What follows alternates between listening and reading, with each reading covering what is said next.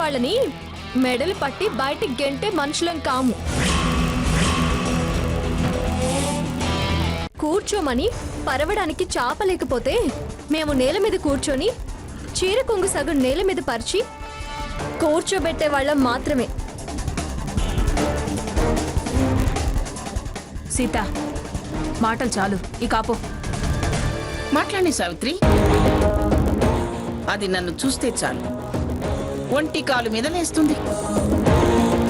ఎగిరెగిరి దూకేవాళ్ళే చతికిలబడేది. అందుకే దేవుడు మిమ్మల్ని అలా పడేశాడు. సరే సరే, ఆ కార్యక్రమం ఏదో త్వరగా కానీ సావిత్రి. అలాగే పిన్ని గారు.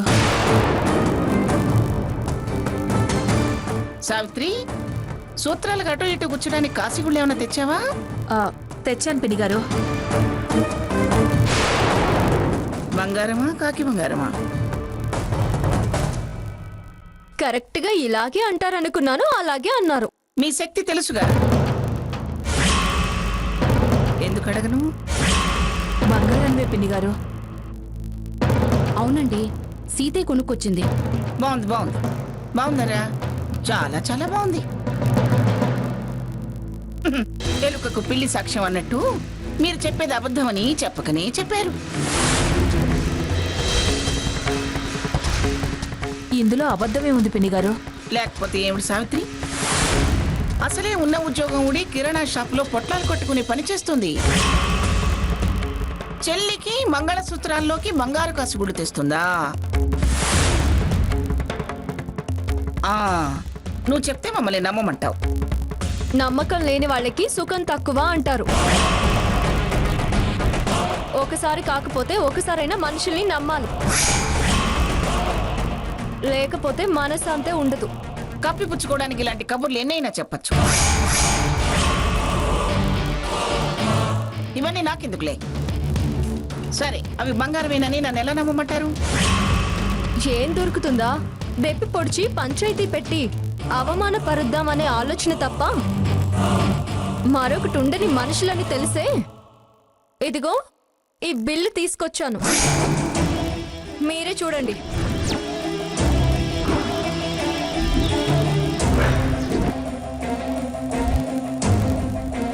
బిల్లులకే ఇలాంటి దొంగ బిల్లులు 1,00,000 పుట్టించచ్చు. కరెక్ట్, అందుకే ఈ ప్రశ్న వేస్తారని షాప్ నంబర్కి డయల్ చేశాను. మీరే అడిగి అనుమానం తీర్చుకోండి. ఇదిగో రింగ్ అవుతుంది, మాట్లాడండి. మా అమ్మకి రేడియో స్టేషన్ మేనేజర్కి ఫోన్ చేసి వినిపించారు కదా, అదే పద్ధతి. ట్యాక్స్ కడితే బిల్లులు ఇస్తారు.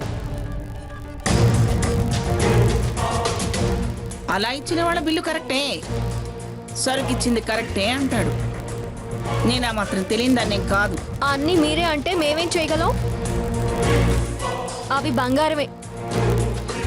ఇంకా అనుమానం ఉంటే కంసాలను పిలిచి మచ్చ చేయించుకోండి. ఇక్కడైనా సరే, ఇంటికి వెళ్ళకైనా సరే. అంతేగాని వంకలు వెతికి నిందలు వేయకండి. అలాగా? సరే, బంగారమే అనుకుందాం. ఇన్ని డబ్బులు నీకు ఎక్కడి నుంచి వచ్చాయి? అడుక్కొచ్చావా?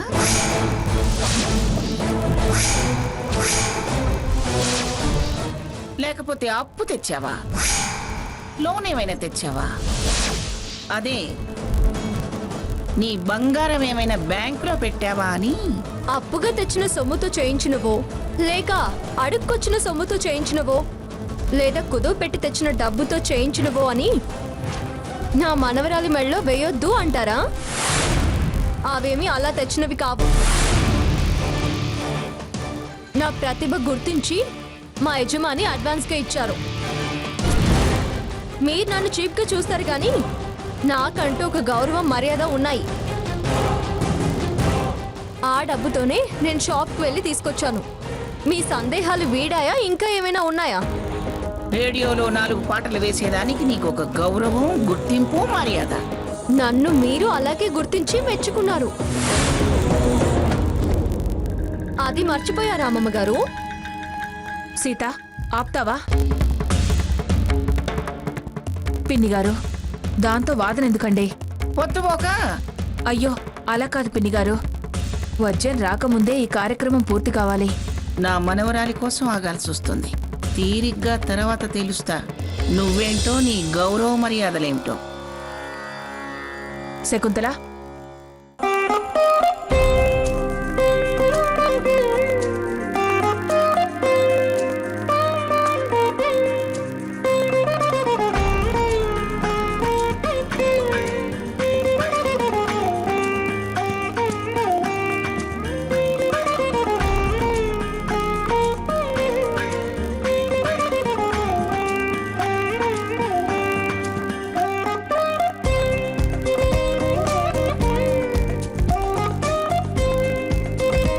అమ్మ స్వర్ణ, అమ్మమ్మ గారి దగ్గర ఆశీర్వాదం తీసుకో.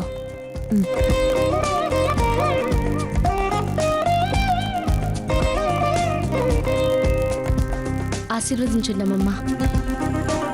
దీర్ఘ సుమంగళి భవ. పిల్లా పాపలతో నిండు నూరేళ్లు సుమంగడిగా వర్ధిల్లు తల్లి.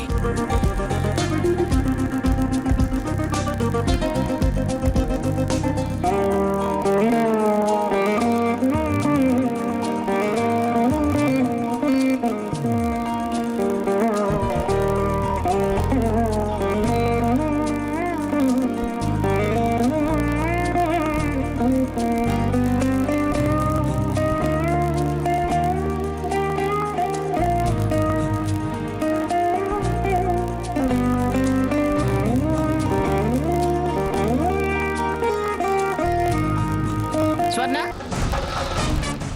దేనికి దానికి అక్షింతలిచ్చావు? ఆశీర్వదిస్తుందన్నమ్మమ్మ.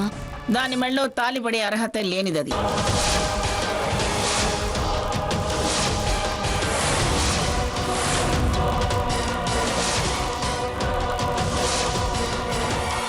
ఇంకేముందని దాని దగ్గర ఆశీర్వాదం తీసుకుంటావు? ఆశీర్వదించే అర్హత ఉన్న వాళ్ళ దగ్గరే ఆశీర్వాదం తీసుకోవాలి. అదేంటి పిన్ని గారు అలా అంటారు? అది దీనికన్నా పెద్దదే కదా. నలుగురిలో దాన్ని అలా అంటే దాని మనసు చిన్నబుచ్చుకోదా? రేపు చిన్నపుచ్చుకునేది. ఇప్పుడు నీకు పెద్దతనాలు గుర్తుకొస్తున్నాయా? చాలాసార్లు చాలా మంది ముందు మా పెద్దరికి మర్చిపోయి దాని ఇష్టం వచ్చినట్టు అది మాట్లాడుతుంటే ఇది తప్పు సీత, అలా మాట్లాడకూడదని దాన్ని నోరు మూయించావా? లేదు.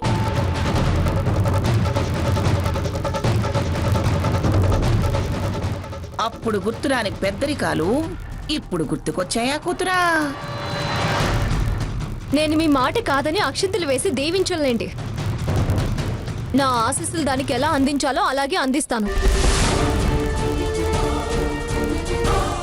అయినా అక్కగా ప్రత్యేకంగా దీవించాల్సిన అవసరమేం లేదు. అవెప్పుడు దానికి ఉంటాయి. మంచిది. సావిత్రి, అయిందిగా కార్యక్రమం. ఏమండి, బయలుదేరదామా? అదేంటమ్మా భోంచేయకుండా వెళ్తారా? అసలైతే అల్లుడు గారు కూడా రావాల్సింది. ఇద్దరికి మా ఇంట్లో తలంట్లు పోసి పుట్టింటి కానుకలు పెట్టి పంపాలి.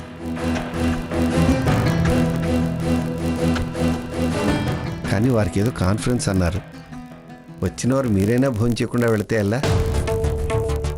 మీరు భోంచేసి వెళ్ళకపోతే మా మనసుకి చాలా బాధగా ఉంటుంది పిన్ని గారు. 5 నిమిషాల్లో వడ్డం చేస్తాను. దయచేసి భోంచేసి వెళ్ళండి పిన్ని గారు. అంతగా అడుగుతున్నారు, కాదని వెళ్ళకూడదు. అన్నం పరబ్రహ్మ స్వరూపమే. పారే చోట భోజనం అంటే చాలు ఓ ఎకబడిపోతారు. ఇక్కడైతే నాకు ఆపే అవకాశం ఉండదనా? మీరు ఫుల్లుగా లాగించచ్చనా? చచ్చ, అది కాదు మంగ. అన్నపూర్ణని తిరస్కరించి వెళ్ళకూడదని నా ఉద్దేశం. సరే సరే, అలా భయపెడుతుంటే నేను మాత్రం ఎలా వెళతాను? చూడు సావిత్రి, ఆ ఏర్పాట్లు త్వరగా కానివ్వు. అలాగే పిన్ని గారు. శకుంతల, వెళ్ళి మనం భోజనం ఏర్పాట్లు చూద్దాం పద. మీరందరూ కూడా రండి రండి. అసలు వెయ్యపురాలు వచ్చుంటే ఇద్దరు వెయ్యపురాళ్ళు పక్క పక్కనే కూర్చునేవాళ్ళు. అది రాలేదు. కానీ కొసరు వెయ్యపురాల్ని నేనొచ్చాను కదా. సీత, మీ అమ్మకి ఇక్కడ నా పక్కనే ఇక్కడ కూర్చోబెట్టి వడ్డించు.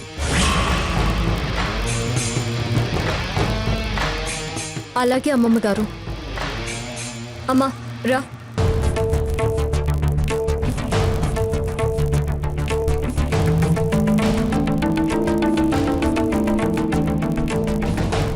ఇక్కడ ఇక్కడ ఇక్కడ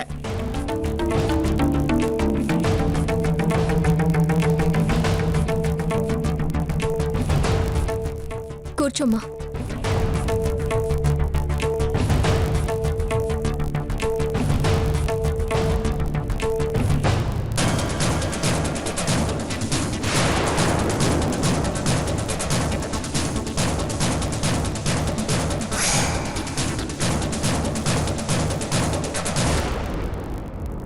తాతయ్య గారు, మీరు వచ్చి నాన్నగారి పక్కన కూర్చోండి. అలాగేనమ్మా. ఇది ఈ టైప్ నుంచి రండి. రండి, ఇక్కడ కూకోండి. ఇక్కడ కూకోండి. చాలు చాలే. ఆ, ఇక మొదలు పెట్టండి. అమ్మమ్మ గారు, మీరు కూడా మొదలు పెట్టండి. కన్న తల్లి కన్నా భూదేవి మిన్నా అంటారు. ఒకళ్ళకొకళ్ళు తల్లులు కావచ్చు, కానీ అందరినీ కన్న తల్లి భూదేవి. మనకి జన్మనిచ్చిన గొప్పతనమే కాదు, ప్రేమ చంపుకోలేక తిరిగి ఆమె గర్భంలోనే దాచుకునే ప్రేమమూర్తి భూదేవి.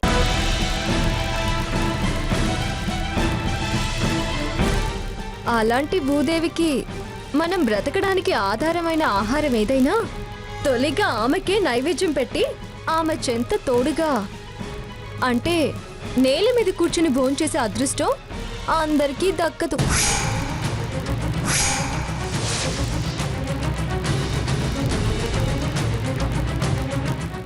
అదంతా వాళ్ళ పూర్వజన్మ సుకృతం.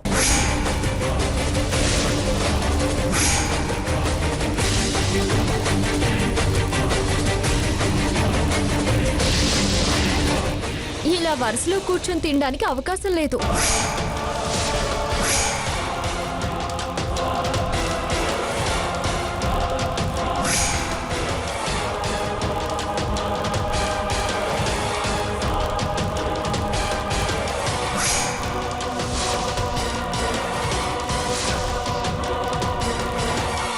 కనీసం వరుస పక్కన కూర్చోగలిగినందుకు మీ పుణ్యంలో అంతో ఇంతో అమ్మమ్మ గారికి కూడా దక్కుతుంది. ఏయ్, ఏమిటే ఆవిటితనం అదృష్టం భాగ్యం లేదంటూ నన్నే వెక్కిరిస్తున్నావా? అయ్యో, అది వెక్కిరింత కాదమ్మమ్మ గారు, సానుభూతితో అంటున్నాను, తప్పుగా అనుకోకండి. సానుభూతి అంటే జాలి. అది దేనికోసమో నాది అవిటితనమని చూడటం వల్ల, అంటే నువ్వు నడవలేని దానివి అని నన్ను వెక్కిరించడమేగా.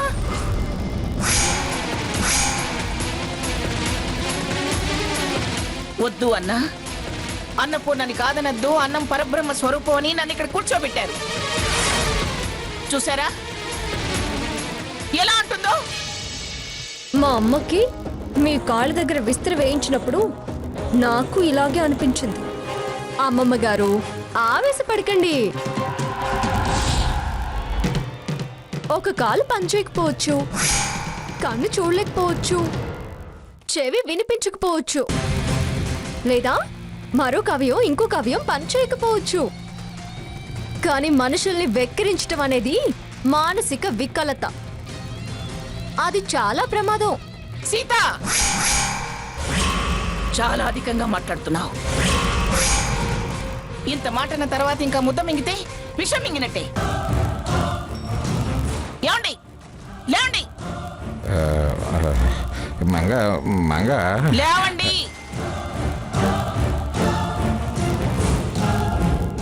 స్వర్ణ, లే.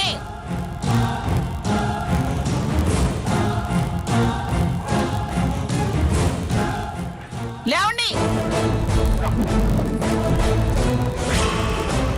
పద.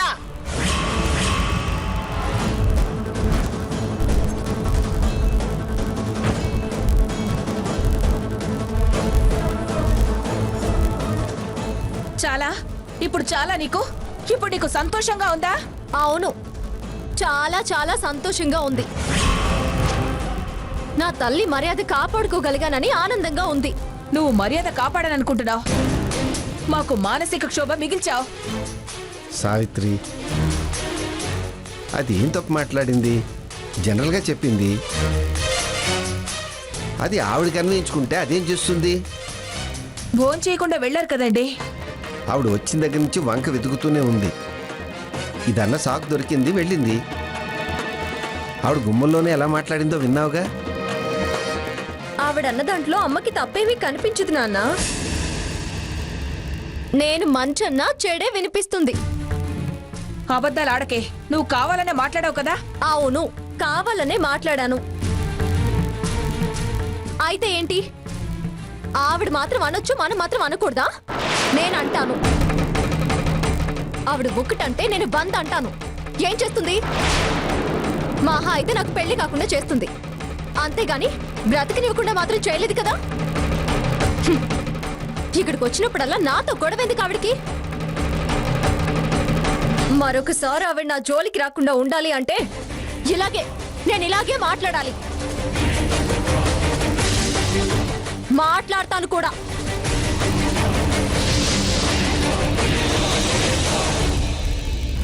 మంగమ్మ గోరికి సీతకి మధ్య పచ్చగడ్డి ఎత్తే బగ్గుమని మండిపోతుంది.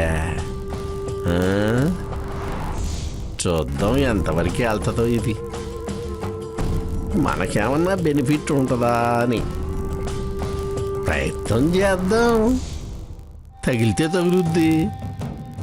ఆ? ఎట్నుంచి ప్రొసీడ్ అవ్వాలి? సాకేత్ నుంచి ఇటు పెట్టి అటు లింక్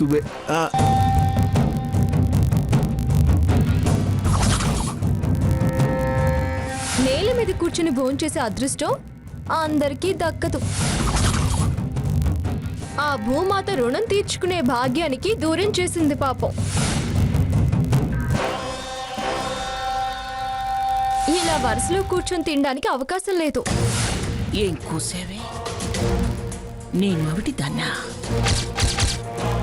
నాకు భూమి మీద కూర్చుని తినే అదృష్టం లేదా? అంతమందిలో నన్ను ఎంతెంత మాటలందది.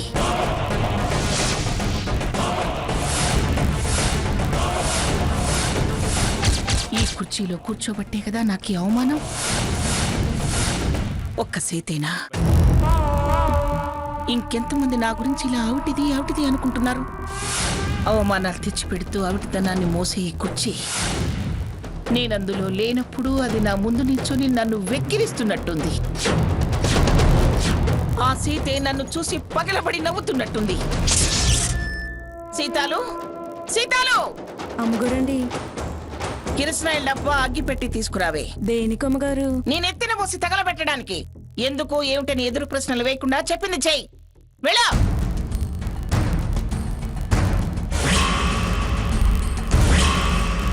నిన్ను చూస్తుంటే నా మీద నాకే అసహ్యం వేస్తుంది. దాని మాట నేను భరించలేకపోతున్నాను.